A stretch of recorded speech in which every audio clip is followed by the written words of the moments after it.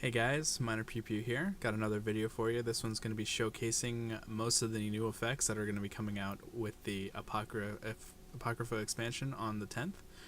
I got a couple cohorts with me. It's going to be Justin Zoltan in the Megathron, and it's going to be my director Schmidt in the APOC. So just a couple things that we're going to be going over. All the new transfer effects, the NOS, some of the new weapon effects, and etc. And also the new warp effect that they've updated since the last video that I did. So we're going to go ahead and get started with the remote armor rep. You're going to see it coming off the Rogue and the Megathron there. So it's a little different, kind of subtle. Let's go ahead and zoom in here, take a better look at it. It's not too bad though. It's nice and it's gonna make your remote rep battleship gangs a little less hectic. Now we're gonna go ahead and move on to the energy transfer ray as soon as that remote rep gets turned off. There we go. As you can see, again, it's this one's a little bit more in your face, but nonetheless looks good.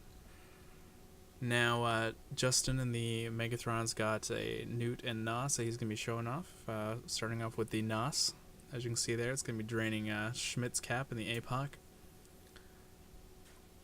Once that cycles off, he's going to be going and showing the Newt. And there you go. That is the energy neutralizer right there. So now we're going to go ahead and start on some of the new weapon effects, starting off with rails and blasters.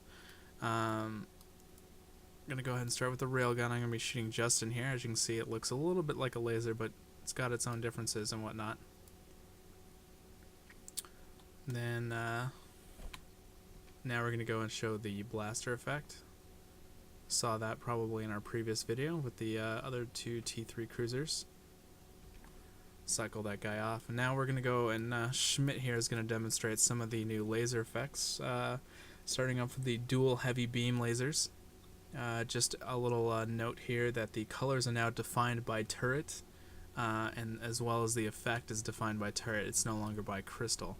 So it's a little different than what it was before. Now we're going to be going to the mega beam. There you go. I'm just going to run that through twice, and then we're going to be going to the tachyon beam after this.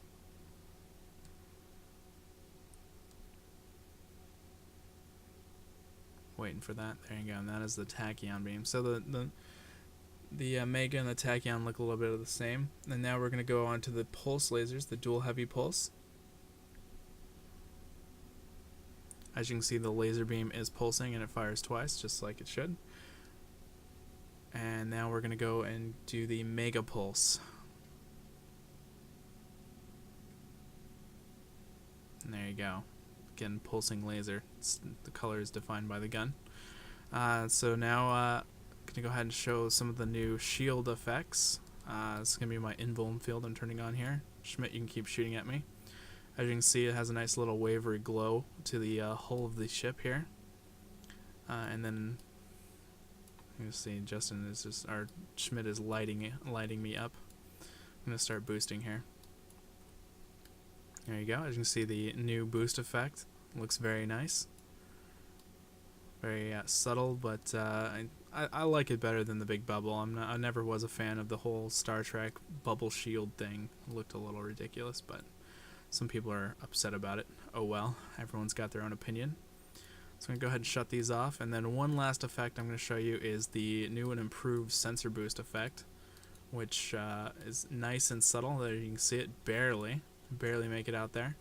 Zoom out a little bit. So you can just barely make it out that I'm sensor boosting. It does fade in and out. And you'll see it coming in and out there. So and that's pretty much it for the new effects. Missiles look the same. Mining lasers look the same. We were set up to check those out, as you can see by my fittings. But now the last but not least, we're going to go ahead and show the warp effect. So I'm going to go ahead and warp to the gate. It is quite buggy right now. It's got like stacking things and crap like that, but it looks really cool. So you'll see it appearing here in a second. And there you go. Has a nice purplish hue. And it does fade out quite a bit. As you can see, it fades out as I'm slowing down. So it only pretty much shows up when you reach your maximum warp velocity. That sounds very Star Trek-ish, but yeah, it's pretty funny. And then the one last thing, they did update the jumping through gates. As you can see here, I'm going to bump off the gate here, but that's okay. We're going to jump through. Ta-da! Look at that. That looks really good. Now that's a finished effect. So, and that's it for this video, guys. I'm going to be doing a couple more soon. Oh, one more thing. This is the cloak. As you can see, the cloaking looks really different. This is what it looks like when you cloak. Also when you come through gates. So, that's the last one for today. But probing is still broken. I'm still looking for that wormhole. So if you guys did find a wormhole that goes to unknown space, I'd like to videotape it. Get in contact with me on either server. I'll probably be back and forth all day. Alright guys, well thanks for watching and take it easy.